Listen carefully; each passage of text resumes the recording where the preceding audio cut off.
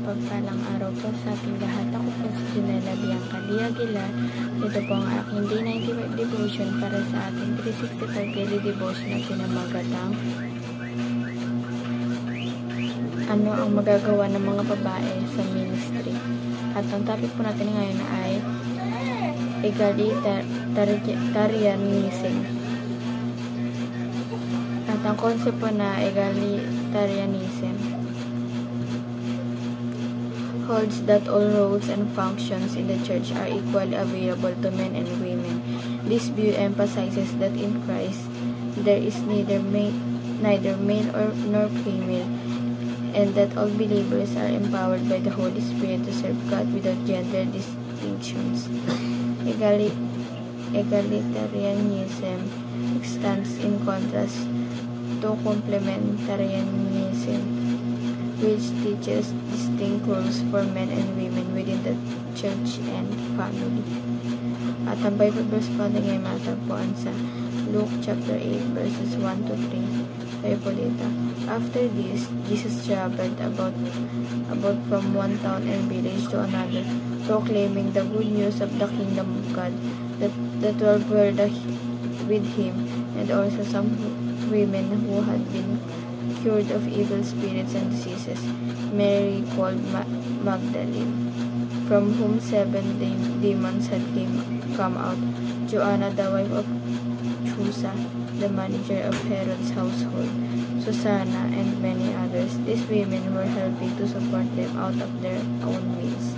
Tagalog po, mga babaeng sumama kay Jesus. Pagkatapos nito, siya nagtungo sa bawat lungsod at mga nayo na pinapangaral at pinapahayag ang magandang balita ng kaharian ng Diyos. Kasama niya ang 12 at ang ilang babae na pinagaling mula sa masamang espiritu at mga sakit. Si Maria na tinatawag na Magdalena, na mula sa kanyang 7 demonyo ang lumabas. Si Juana na asawa ni Chusa, nakatiwala na Herodes, at Susana, at marami pang iba na nagkaloob sa kanila mula sa kanilang mga ari-arian. At ang teachings po ngayon ay the Holy Spirit empowers our believers. Parang wala po kasing gender po dito. Na pagkat lalaki ka nun, parang malaki yung ambag mo sa kaharian natin Panginoon. Tapos pag babae ka, parang konti lang list ka. Parang hindi po ang sasabi ito, empowers all believers. Ibig sabihin, pag naniniwala ka, talagang pantay-pantay. Pag naging believers ka, naging followers ka natin, pantay-pantay lang yung tingin sa'yo ng ating Panginoon. Number 2 po, women are better at providing emotional support. Kasi diba, karamihan sa mga babae, sobrang emotional. When it comes to emotional support, mas mataas talaga yung babae kaysa sa mga lalaki. Kasi yung mga lalaki, hindi mo masasabi emotional sila. Emotional sila pero hindi showy, gano'n. Hindi katulad ng mga babae na parang gawan mo pa lang ng konti ganito, ganyan, may reaction agad, diba? O minsan naiyak pa, ganun. Kasi depende rin sa hormones sa babae. Minsan, pero mas malala talaga pag may buntis ang isang babae, sobrang grabe, parang sensitive siya, ganun. Mas sobrang iyakin ng babae pag nagadala ng tao. And number 3 po, women supported Jesus and the apostles. Ito po, yung mga babae po, hindi lang talaga babae ang susuporta sa ating Panginoon, kundi mga babae. Kaya nga po, pantay-pantay lang talaga tayo. And lastly po, application po natin ito ma-apply sa ating buhay. Recognize the value and gifts of women.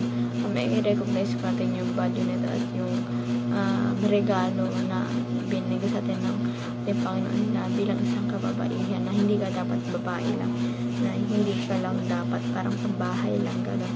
Kailangan may experience sarili mo, na kailangan umalis ka rin sa comfort zone mo, na kunyari, diba, karamihan sa mga babae taong bahay, gano'n, sa bahay lang talaga.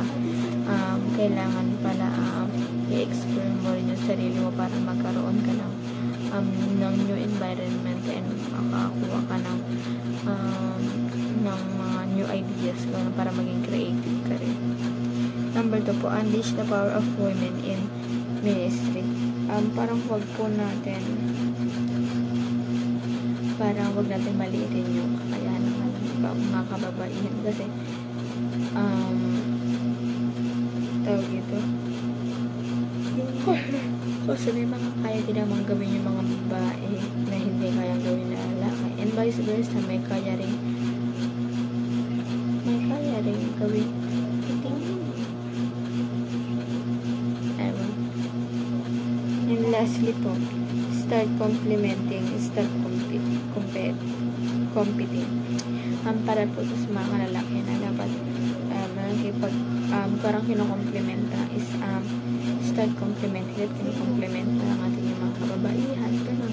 Lalo na kung may mga asawa, ganun, anak na babae, and dapat kinokomplementa din sila. Wala din hindi nakipag-competence sa kanila na parang kala mo ikaw nang may anak na, just mali po yun na dapat sa tingin ng babae o lalaki pantay-pantayan sa mata ng ating Panginoon.